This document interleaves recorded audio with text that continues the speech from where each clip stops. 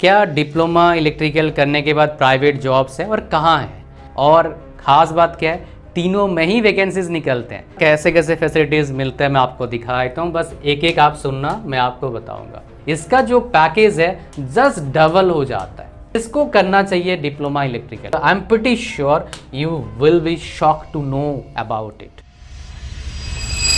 क्या आप diploma electrical engineering free में पढ़ना चाहते हैं, कम पैसे में पढ़ना चाहते हो, तो ये वीडियो आपके लिए है। साथ में आपको पता लग जाएगा पूरा डिप्लोमा इलेक्ट्रिकल इंजीनियरिंग का A to Z इंफॉर्मेशन, जो बाकी किसी वीडियो में आपको नहीं मिलेगा। बस लास्ट तक वीडियो देखो, कुछ बातें एक्सप्लोर करो और लाइफ में एंजॉय करो। आ जाओ। सबसे पहले हम बात करते हैं डिप्लोमा इलेक्ट्रिकल के बारे में बात करेंगे। ये कोर्स का बेसिक इन्फॉर्मेशन आपको देता हूँ। ये कोर्स आमतौर पर 3 साल का है। 10वीं के बाद 10th क्लास के बाद आप एडमिशन ले सकते हैं। इसमें सरकारी कॉलेज भी है, प्राइवेट कॉलेज भी है, स्टेट गवर्नमेंट कॉलेज भी है, कुछ सेंट्रल गवर्नमेंट कॉलेज भी है। इसके बारे में भी आज जानकारी दूंगा, एक टेस्ट के बारे में, एक एंट्रेंस टेस्ट के बारे में। साथ में हम बात करेंगे इसमें जो है बहुत ज़्यादा सरकारी नौकरी का ऑप्शन बनता है और कंपैरेटिवली क्रैक करना इजी भी होता है। वो कौन सा है बताऊंगा, गवर्नमेंट जॉब सेक्शन में बता दूंगा आपको, बस देखते जाओ आप। इस कोर्स में आप 3 साल पढ़ते हो, 6 सेमेस्टर पढ़ाई करेंगे। जो सिलेबस हम डिस्कस करें, क्या क्या सब्जेक्ट्स आपका होगा, कौन सा डिफ़िकल्ट सब्जेक्ट्स होंगे, वो भी आपको मैं बता दूंगा। तो बेसिकली एक टेक्निकल कोर्स है। अगर आपको नौकरी करना है प्राइवेट में, सरकारी में, अगर आपको बिजनेस करना है तो एक one of the best course है। और किसको करना चाहिए इसके बारे में बात करेंगे यहाँ पर, किसको नहीं करना चाहिए इसके बारे में बताऊँगा। तो अगर बात करोगे तो मोटा मोटा एक टेक्निकल कोर्स है जिसको करने के बाद आपको जॉब मिल जाता है। सैलरी कितना होता है बात करेंगे। तो बेसिक इंफॉर्मेशन क्या है इस कोर्स के बारे में, कौन से इंडस्ट्री में जॉब लगता है। एक तो भाई साहब यूनिवर्सल इसका डिपार्टमेंट है, मेंटेनेंस डिपार्टमेंट, वहाँ तो जॉब लगेगा। जितने भी इलेक्ट्रिसिटी बोर्ड है उधर जॉब लग जाएगा सरकारी वाला, कहीं प्राइवेट है वहाँ भी लग जाएगा आपका नौकरी। इलेक्ट्रिकल कंपोनेंट्स के मैन्युफैक्चरिंग में आपका जॉब होता है। और ख़ास बात क्या है, आजकल इलेक्ट्रिकल वाले इलेक्ट्रॉनिक्स फील्ड में जॉब ले रहे हैं स्किल सीख के, मतलब मोबाइल फ़ोन के असेंबली लाइन में बहुत से इलेक्ट्रिकल बंदे काम कर रहे हैं। तो ये भी काफ़ी अच्छा एक एमर्जिंग इंडस्ट्री है। तो होम अप्लायंसेस हो या इंडस्ट्रीज़ के अप्लायंसेस हो या फिर आपका इलेक्ट्रॉनिक्स फील्ड हो, हर जगह पर इलेक्ट्रिकल वाला जा सकता है। चाहे रोबोटिक्स हो, ऑटोमेशन हो, इन फील्ड में भी इलेक्ट्रिकल वाला बंदा जा सकता है। तो ये सारे इंडस्ट्रीज़ हैं जहाँ पर बंदे काम करते हैं। आपका पढ़ाई पूरा का पूरा इलेक्ट्रिकल इंजीनियरिंग, ट्रांसफार्मर, थोड़ा बहुत कंप्यूटर, मैथमेटिक्स, फिजिक्स, ये सारा चीज़ रहता है। तो बेसिक इंफॉर्मेशन हो गया आपका क्या इलेक्ट्रिकल डिप्लोमा के बारे में। अगर हम बात करेंगे आपका क्या इलेक्ट्रिकल डिप्लोमा 2 साल का हो सकता है, हो सकता है। +2 के बाद 2 साल का होता है, लेकिन साइंस मैथ से होना चाहिए। ITI 2 साल के, मतलब ITI 2 साल करा आपने, उसके बाद भी 2 साल का हो सकता है, बट एडमिशन मत लेना, 3 साल का लेना बढ़िया रहता है ITI के बाद। और +2 के बाद बीटेक बेटर रहता है, डिप्लोमा अच्छा नहीं रहता है, मैं आपको पहले ही बता देता हूँ। लेकिन किसी को करना है कर सकता है, वो ऑप्शन है। अगर हम बात करेंगे आपका एडमिशन प्रोसेस का, तो यहाँ पर क्या है, 3 एडमिशन प्रोसेस है। एक तो हो गया आपका मेरिट बेस्ड पर, क्या होता है आपका मेरिट बेस्ड मतलब क्या हो गया, 10वीं के मार्क्स के बेस पर काउंसलिंग होता है पहला।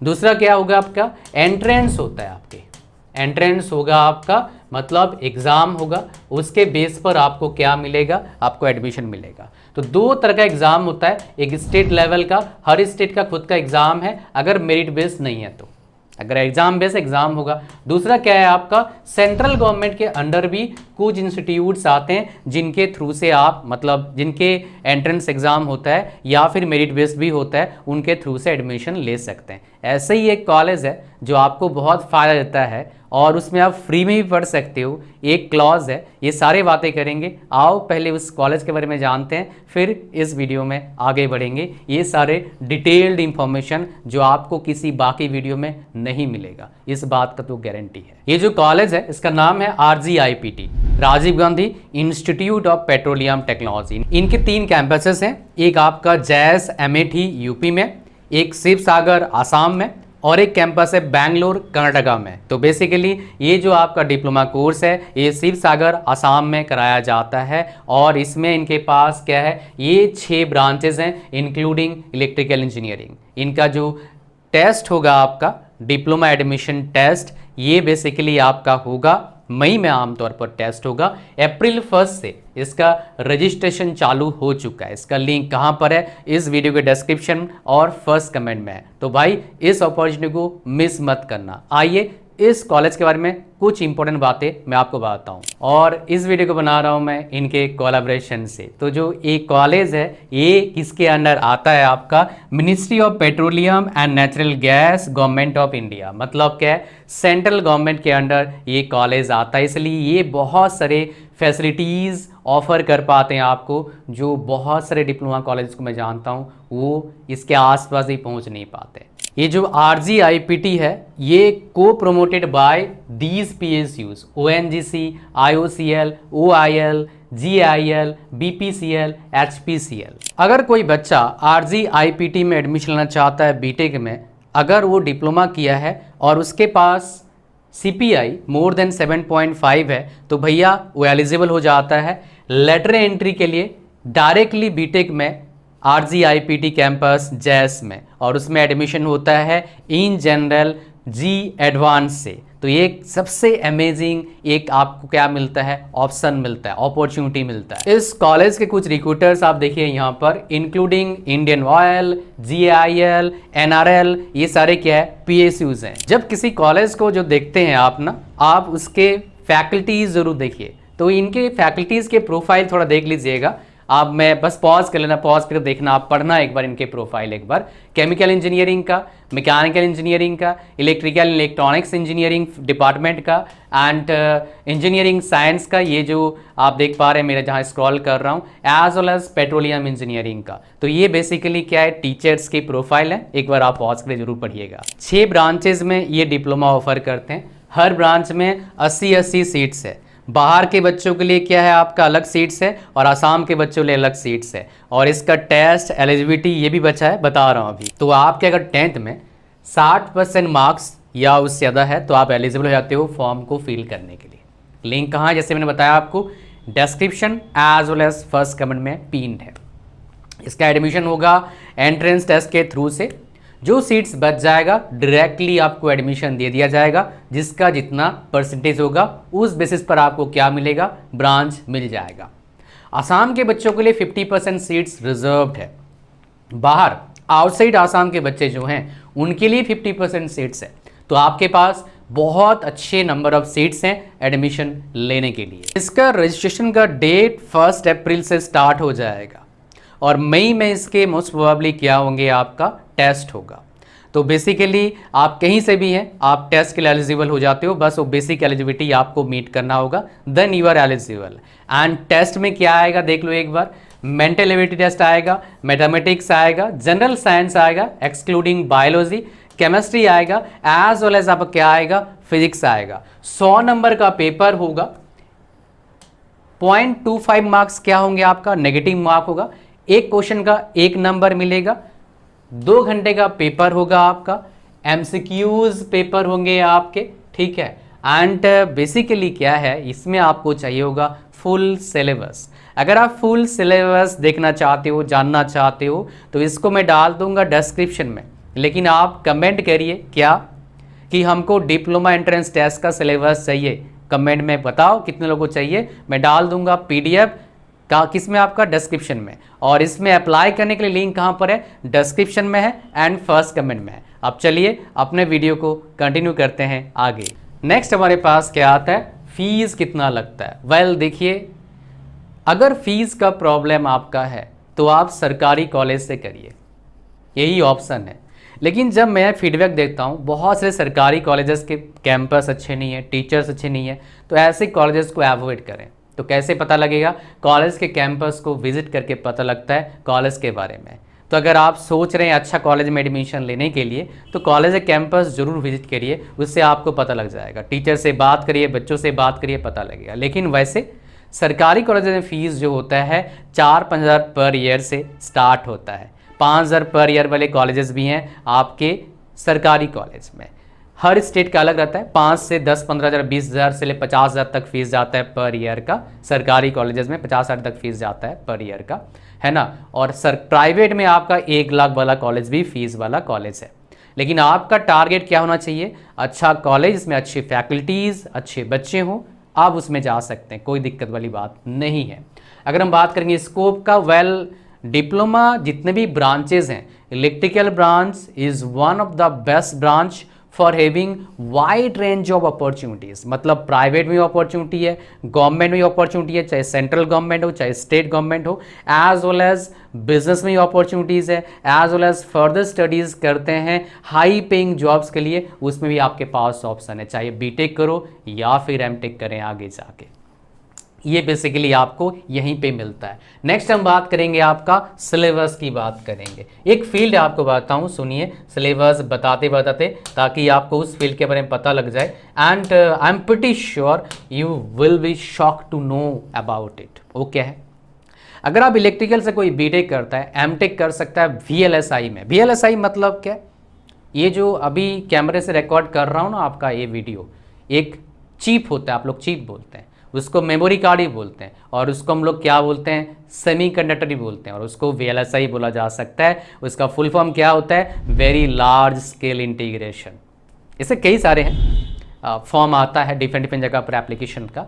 तो ये field one of the highest paying field है इंडिया में। इसके जॉब्स बहुत क्रिएट होंगे, और आपने शायद न्यूज़ में भी सुना होगा कि इसका जो है इनॉग्रेशन डिफरेंट डिफरेंट जगह पर हो रहा है। उड़ीसा में है, चेन्नई मतलब आपका तमिलनाडु में है, गुजरात में, महाराष्ट्र में, इवन आसाम में, तो डिफरेंट यूपी में भी होगा। तो लगभग हर स्टेट्स में इसके आपको मिलेंगे नेक्स्ट 5 ईयर्स में। तो काफ़ी बड़ा अपॉर्चुनिटी है, जिसको मोटा पैसे कमाना है वो ट्राई कर सकता है। कितना एवरेज पैकेज देखना चाहोगे, कितने बंदे जानना चाहते हो उसके बारे में नीचे कमेंट करिए। मैं भाई इस पर एक शॉर्ट बना दूंगा या फिर एक लॉन्ग फॉर्म वीडियो बना दूंगा, आप सभी लोग नीचे कमेंट करिएगा। आज अब सबसे पहले हम बात करते हैं सिलेबस का। जैसे आपका 10th क्लास का होता है ईयरली बेस, यहाँ पर क्या होता है? Semester base.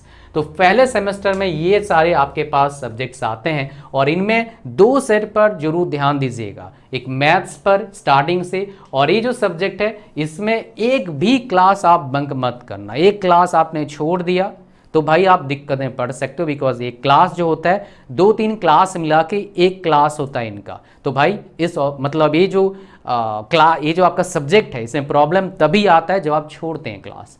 तो कोशिश करें इसके हर क्लास को लगाएं, ताकि आपका एकदम से बहुत ज़्यादा ह्यूज गैप ना बन जाए। मतलब एक क्लास होगा 3 क्लास मिला के, तो सोचो 3 क्लास में कितने पढ़ाई होगा। That is the basically problem with this branch. और कुछ जगह पर इस बेसिकली आपके जो सब्जेक्ट है इसमें कई जगह पर प्रॉब्लम भी आता है, बट मेजोरिटी जगह पर प्रॉब्लम नहीं आता है। तो ये जो हमारा सेकेंड सेमेस्टर हमारे पास है, इसमें जो आपका डिफ़िकल्टी लेवल क्रिएट कर सकता है आपके लिए, मोस्ट प्रोबेबली ये वाला थोड़ा करेगा। स्टार्टिंग से पढ़ोगे दिक्कत नहीं करेगा, प्रैक्टिस करेंगे तो कोई दिक्कत नहीं करेगा। और सबसे आसान क्या हो जाएगा? ये वाला जनरल वर्कशॉप प्रैक्टिस सबसे आसान होगा आपका। फिर हमारे पास क्या आता है? Third semester. And third semester में क्या पढ़ते हैं? यहाँ पर अप्लाइड मैथमेटिक्स पढ़ते हैं, डिजिटल इलेक्ट्रॉनिक्स, इलेक्ट्रिकल मशीन। बार बार भाई ड्राइंग करना नहीं तो फंसोगे, पहले बता देता हूँ। Electrical electronics and engineering materials, ये सब थियोरेटिकल होता है, निकल जाएगा, कोई दिक्कत नहीं है। फोर्थ सेमेस्टर आप पढ़ते हैं ये सारे सेट पढ़ते हैं, including universal human values, industrial training होता है आफ्टर एग्जामिनेशन होता है 2 महीने का, 3 महीने का, या फिर 60 डेज़ का आमतौर पर होता है। 3 महीने का तो मुश्किल से ही होगा।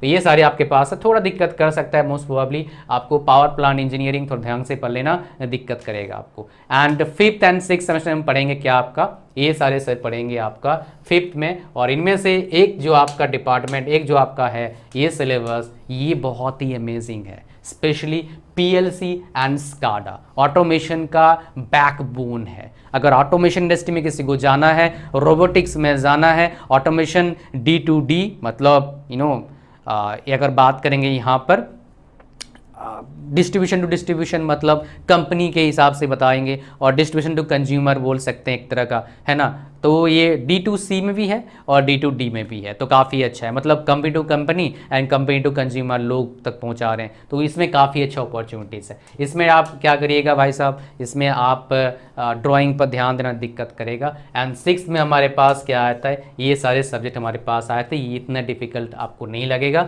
निकल जाएगा ये सारे सब्जेक्ट, ठीक है जी। ये आप देख पा रहे हैं सिलेबस कैसा होता है, सब्जेक्ट बता चुका हूँ सिलेबस। जैसे ये हमारा सब्जेक्ट है कम्युनिकेशन स्किल्स 1, तो आपके पास सिलेबस क्या आता है, ये डिटेल कंटेंट आप पढ़ते हैं, बेसिक्स ऑफ कम्युनिकेशन पढ़ते हो, एप्लीकेशन ऑफ ग्रामर पढ़ते हो, रीडिंग स्किल पढ़ते हो, राइटिंग स्किल पढ़ते हो। ये सबसे इंपॉर्टेंट होता है भाई कम्युनिकेशन स्किल का, ठीक है जी। ये हो गया हमारा कम्युनिकेशन स्किल का एक हमारा जो है आपका क्या बोला मैंने, आपका सिलेबस हो गया सब्जेक्ट का। एंड हमारे पास आता है अप्लाइड मैथमेटिक्स, इसमें आप क्या पढ़ते हैं, अलजेब्रा 1, अलजेब्रा 2 एंड ट्रिग्नोमेट्री पढ़ते हो, different calculus, differential calculus 1, differential calculus 2, 5 आपके पार्ट होते हैं इसमें भी। तो हर कॉलेज का थोड़ा अलग अलग रहता है, बट आमतौर पर जो सिलेबस 80 to 90% होते हैं सेम ही होते हैं। जॉब्स की बात करेंगे यहाँ पर इलेक्ट्रिकल डिप्लोमा वालों के लिए, तो जॉब्स दोनों जगह पर है, सरकारी में भी है प्राइवेट में भी है, तो आप दोनों जगह पर जा सकते हैं। सरकारी जॉब्स में अगर हम बात करेंगे यहाँ पर कौन कौन से जॉब सरकारी आ जाता है, तो सरकारी में हमारे पास आता है SSC JEE आता है, RRB JEE आता है, बट इसमें कंपटीशन है ऑलमोस्ट बहुत कम, मतलब SSC JEE RRB JEE comparison में 20%, 15%, 10%, 5% कंपटीशन, ऐसे भी जॉब्स निकलते हैं। लेकिन ये होते हैं कौन से, स्टेट गवर्नमेंट जॉब्स, मतलब जिस स्टेट से बिलोंग करते हैं वहाँ पर। फॉर एग्जाम्पल मान लो कोई बच्चा बिलोंग करता है ओडिशा से, उसमें क्या होता है, क्लॉज होता है, कई स्टेट्स में, खाली ओडिशा में नहीं है, गुजरात में है, बंगाल में है, उसमें लिखा होता है कि भाई आपको ओडिया लैंग्वेज आना चाहिए, आप ओडिया लैंग्वेज पढ़े हो 10th क्लास में या 8th क्लास में, फिर आप एलिजिबल हैं इस फॉर्म को भरने के लिए। तो वहीं पर कंपटीशन क्या होता है, 90% तक कम हो जाता है, तो एक बहुत बड़ा अपॉर्चुनिटीज़ होता है। और इलेक्ट्रिकल के जॉब्स का जो वैकेंसीज़ है निकलते हैं हर स्टेट में, because electricity board her state में होता है, तो ये काफ़ी अच्छा अपॉर्चुनिटी है अगर आप इलेक्ट्रिकल इंजीनियरिंग से पढ़ रहे हैं। तो सरकारी नौकरी में मैं कुछ डेटा देता हूँ, कितना सैलरी होता है वो बता दूंगा आपको मैं, और प्राइवेट में कितना सैलरी होता है वो भी बता दूंगा। ये देखिए 2025 का SSC JEE जो है हर साल होता है, 2025 में आया था आपका जून में, 26 में भी आएगा। इसमें वैकेंसीज 2025 में कितना था, 1500 से 1700 के आसपास वैकेंसीज था। SSC JEE के जो बेसिक पे स्केल रहते हैं आपका 35,400 से लेके आपका 1,12,400 तक रहता है। ये इसका मतलब क्या है, 7th पे कमीशन अभी अगर इसके हिसाब से, अभी 8th पे कमीशन लग जाएगा 2026 में तो बढ़ जाएगा ये, लेकिन अभी के हिसाब से इसका जो इन हैंड सैलरी बनता है 55,000 के आसपास बनता है। ये जो आप पीछे देख रहे हैं वन ऑफ द बेस्ट बोलूँगा जॉब के लिए है, फैसिलिटीज़ के मामले में है, पैसे के मामले में बेस्ट नहीं है, बेस्ट दिखाऊंगा आपको थोड़ी देर में। तो इसमें आपका अभी हर साल पेपर हो रहा है, 24 में होता, 25 में हुआ है, 26 में भी होगा, तो ये काफ़ी बड़ा अपॉर्चुनिटी है SSC JEE के साथ इसका। इसमें आपका जो वैकेंसीज़ अच्छे नंबर्स में आते हैं, 2-3 हज़ार वैकेंसीज़ में आते हैं, हर साल आएंगे 2-3 हज़ार वैकेंसीज़ में भी। आप देखेंगे यहाँ पर 2569 वैकेंसीज़ था, इसका भी पे स्केल क्या है आपका 35,400 बेसिक पे है, मतलब इनिशियल पे बोलेंगे तो, और इसका टोटल कितना हो जाएगा वही 55,000 के आसपास हो जाएगा। इसमें भी बहुत सारे फैसिलिटीज़ हैं आपका, और इसमें भी इलेक्ट्रिकल वाले बच्चे एलिजिबल रहते हैं RRB JEE में। डिफेंस में जाना है क्या, आओ दिखाता हूँ कहाँ पर जा सकते हैं और किस में आपका पेपर होता है, एक दिखाऊंगा एक बताऊंगा भी आपको। ये जो पीछे देख रहे हैं यही वही ऑर्गेनाइजेशन है जो हमारे लिए मिसाइल बनाता है, हमको सेफ रखता है, हमको एंजॉय करने का मौका देता है, एनिमी से बचा के रखता है। DRDO नाम तो सुने होंगे, ये ऑर्गेनाइजेशन मेरे घर के पास है, तो बहुत मज़ा आता है इस ऑर्गेनाइजेशन को पास देखते हुए। तो इस ऑर्गेनाइजेशन में आप काम कर सकते हैं डिप्लोमा इलेक्ट्रिकल के बाद। इसका जो एग्ज़ाम निकलता है DRDO सेप्टम निकलता है, हर साल तो नहीं होता है लेकिन हर 2-3 साल में एक बार पेपर जरूर होता है। ऐसे ऑर्गेनाइजेशन हमारे इंडिया में 3 है जो 3 अनमोल रत्न है, एक DRDO है, दूसरा इसरो है, एंड तीसरा क्या है, बार्क है। ये तीनों बहुत ही अमेजिंग ऑर्गेनाइजेशन में है, और ख़ास बात क्या है, तीनों में ही वैकेंसीज निकलते हैं। इसरो भी निकालता है, डीओ भी निकालते हैं और बार्क भी निकलता है वैकेंसीज। और आप देख पा रहे हैं 2026 में इसका वैकेंसी निकला है, और मतलब क्या है 2028 तक फिर से वैकेंसी निकल सकता है इसका, 28-29 तक। और इसका भी पे स्केल क्या है आपका 35,400 है, लेकिन फैसिलिटीज़ में काफ़ी अच्छे मिलते हैं। और ख़ास बात क्या है, कितने आपके यहाँ पर सीट्स होते हैं, मतलब कितने वैकेंसीज़ है आपका इलेक्ट्रिकल का। मैं बता देता हूँ, इलेक्ट्रिकल में आपका सीट आपका वैकेंसीज़ कितना था 47 बेसिकली क्या है आपका इलेक्ट्रिकल का वैकेंसीज़ था। फैसिलिटीज़ जानना चाहिए, मतलब जानना चाहते हो, दिखाता हूँ। देखो भैया कैसे कैसे फैसिलिटीज़ मिलते हैं मैं आपको दिखा देता हूँ, बस एक एक आप सुनना, मैं आपको बताऊँगा। डीए तो मिलता है, काफ़ी जगह मिलता है, कॉमन है। एचआरए भी काफ़ी जगह मिलता है। अब जो अनकॉमन बातें आपको बताऊंगा, टीए काफ़ी जगह नहीं मिलता है, ये बहुत कम जगह मिलता है। चिल्ड्रन एजुकेशन अलाउंस, फिर आपका ट्रैवल कंसेशन मिलता है। मेडिकल फैसिलिटीज़ ये बहुत कम लोगों को मिलता है। सीएसडी फैसिलिटी, सस्ते सामान मिलता है, टैक्स फ्री सामान मिल जाता है, और एक सिर्फ आर्मी वालों को मिलता है और ये डीआरडीओ वालों को भी मिलता है। तो भाई साहब इसको जाने मत देना। एंड बहुत सारे बाकी क्या है आपका अदर अलाउंसेस मिलते हैं जो यहाँ पर मेंशन नहीं है। तो ये सारे आपको क्या है फैसिलिटीज़ मिलता है सैलरी के अलावा। जानना चाहते हो क्या पेपर है पूछा जाता है, एग्ज़ाम पैटर्न क्या रहता है, आओ दिखाता हूँ। ये जो आप देख पा रहे हैं एग्ज़ाम पैटर्न है। मैक्सिमम एग्ज़ाम्स में ऐसे ही पैटर्न रहते हैं। कुछ कुछ एग्ज़ाम्स में एक पेपर होगा, कुछ कुछ में 2 पेपर होगा। तो यहाँ पर क्या आपका 2 पेपर होगा आपका टीयर 1 एंड टीयर 2। टीयर 1 क्या आपका स्क्रीनिंग नेचर का आपका है, जनरल साइंस है, 10th बेस पर आएगा, फिजिक्स केमिस्ट्री बायोलॉजी, इंग्लिश है, एप्टीट्यूड है, रीजनिंग है, दैट्स इट। 150 क्वेश्चन होगा, 150 मार्क्स होगा, 120 मिनट आएगा। पास करके सेकंड में जाओगे आप। इसमें पर्सनल टेस्ट क्या होता है क्वालिफाइंग नेचर का होता है, एंड टेस्ट 20 मिनट का होगा। नेक्स्ट जो पार्ट होगा आप जिस ब्रांच से बिलोंग करते हो वही होगा और कुछ नहीं होगा। 120 मिनट, 120 मार्क्स, 120 क्वेश्चंस, मिनट सारे 120 है। और जो आपका मेरिट लिस्ट बनेगा आपका, ये आपका बनेगा इसी टेस्ट के बेस पर मेरिट लिस्ट बनता है जितना स्कोर करते हो। एग्ज़ाम पैटर्न रहता है। प्रिपरेशन कैसे करें सर, ये सवाल आपके दिमाग में हो सकता है। परेशान मत होइए, हम ही प्रिपरेशन कराते हैं, हम ही गाइड करते हैं। बस चैनल को सब्सक्राइब कर लेना, फ्री है, पैसा नहीं लगेगा, और फॉलो करते रहो जो बता रहे हैं फॉर बेटर फ्यूचर। एक पार्ट और है जो बहुत ज़्यादा इम्पॉर्टेंट है, मैंने आपको सरकारी नौकरी तो बता दिया, सैलरी नहीं बताया। आमतौर पर सैलरी कितना मिलता है, देखिए सरकारी में स्टार्टिंग है सेंट्रल गवर्नमेंट के जो में 55,000, स्टेट गवर्नमेंट में डिपेंड करता है स्टेट गवर्नमेंट ने कौन सा रूल फॉलो करते हैं। मिनिमम 35-40 हज़ार तो होता है, 50-55 तक भी जाता है। प्राइवेट में 15 से 30 हज़ार के बीच में सैलरी मिलता है। काफ़ी अच्छे कॉलेज से पढ़ रहे हो 35-40 तक सैलरी आपका जा सकता है। Starting salary as a fresher after just completing diploma in electrical engineering. अगर हम बात करेंगे हाई सैलरी जॉब की बात करेंगे, सर हाई सैलरी सबसे ज़्यादा कहाँ मिलता है, आई होप आप जानना चाहेंगे। इसका जो पैकेज है जस्ट डबल हो जाता है, डबल 50 वहाँ मिल रहा है, यहाँ 1 लाख के आसपास हो जाएगा, मतलब 12 लाख के आसपास हो जाएगा। अभी 7th पे कमीशन के हिसाब से LPA लाख्स पर एनम, मतलब कितने लाख मिलता है 1 साल में, ठीक है जी। अब इसके बारे में दिखाता हूँ, आई एम श्योर आप जानना चाहेंगे।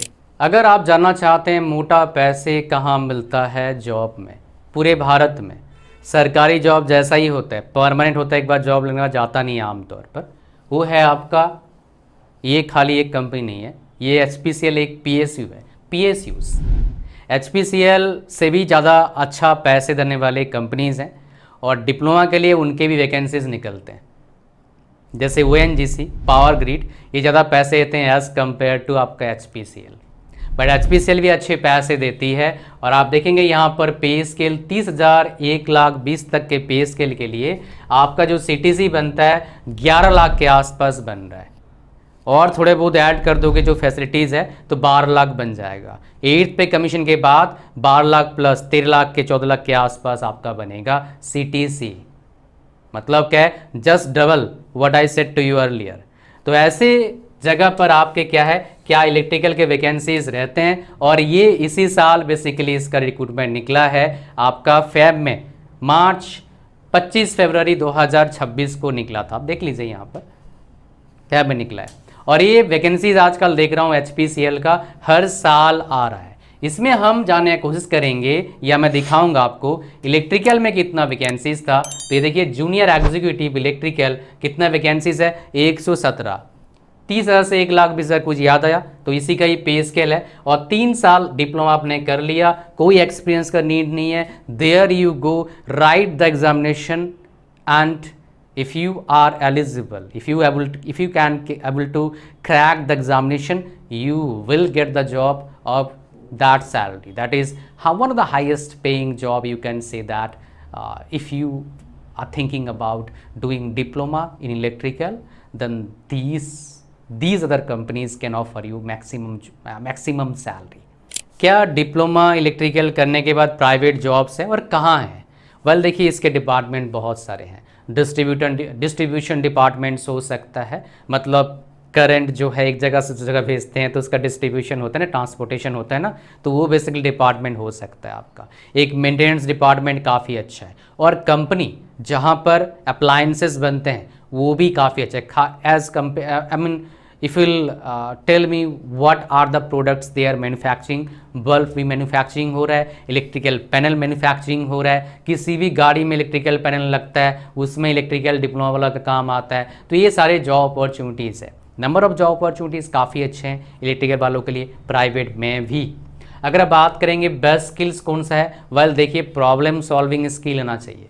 ये प्रॉब्लम सॉल्विंग स्किल तब आएगा जब आप पेशेंस के साथ सोचेंगे क्या प्रॉब्लम है, उसको सॉल्व कैसे करेंगे। बेसिक फंडामेंटल स्किल अच्छा होनी चाहिए आपका, एज वेल एज कुछ सॉफ्टवेयर सीख लो, लाइक ऑटोकैड हो गया आपका, PLC SCADA सीख लीजिए, प्रोग्रामिंग लैंग्वेज थोड़ा सा, तो आपको काफ़ी हेल्प मिलता है इस फील्ड में। अगर हम बात करेंगे आफ्टर डिप्लोमा क्या करना चाहिए, इस यही ऑप्शन बचता है भाई, बीटेक इलेक्ट्रिकल कर लो। खाली इलेक्ट्रिकल करना बहुत फ़ायदे में रहोगे एज कंपेयर टू ECE या फिर थिंकिंग अबाउट चेंजिंग ब्रांच। 98% बच्चों के लिए ना है, 2% कोई यूनिक अगर मान लो आपका रीज़न है तो आप चेंज कर सकते हैं, अदरवाइज आप बीटेक इलेक्ट्रिकल से कर सकते हो। और आप बीटेक इलेक्ट्रिकल से करके एमटेक के टाइम VLSI से टॉप IIT से एमटेक कर सकते हो थ्रू गेट। ठीक है जी। किसको करना चाहिए डिप्लोमा इलेक्ट्रिकल? वेल आप इंटरेस्टेड हैं अपने स्टेट में रहने के लिए, सरकारी जॉब पाने के लिए, तो डिप्लोमा इलेक्ट्रिकल अच्छा है। जल्दी नौकरी चाहिए, डिप्लोमा इलेक्ट्रिकल अच्छा है। अगर आपका फाइनेंशियल कंडीशन बहुत अच्छा नहीं है तो डिप्लोमा इलेक्ट्रिकल कर सकते हो, अच्छा हो सकता है आपके लिए, बिकॉज ये आपको जॉब दिला सकती है। अगर मान लो आपको सरकारी नौकरी चाहिए तब भी अच्छा हो सकता है। किसके लिए मतलब किसको नहीं करना चाहिए? काफ़ी अच्छे परसेंटेज आ रहे हैं आपके 10th में, पढ़ना चाहते हो बहुत अच्छा, बहुत मोटे पैकेज लेना चाहते हो, इसके बाद ही पॉसिबल है, बट एक शॉर्टकट है, टॉप कॉलेज से बीटेक करिए, बड़े से बड़े कॉलेज से इलेक्ट्रिकल करो, CSE करो, ECE करो, अच्छा पैकेज मिलेगा, इससे बेटर लाइफ होगा। लेकिन जो बोला, अगर उस कैटेगरी में आप आते हो तो भाई डिप्लोमा इलेक्ट्रिकल कर सकते हो। और उसके लिए जो एंट्रेंस टेस्ट का लिंक आपको दे रहा हूँ मैं डिस्क्रिप्शन और फर्स्ट कमेंट में, डू चेक इट आउट। इस वीडियो को यहीं पर एंड करते हैं। थैंक यू वेरी मच, मिलते हैं नेक्स्ट वीडियो में, and God bless you, bye bye.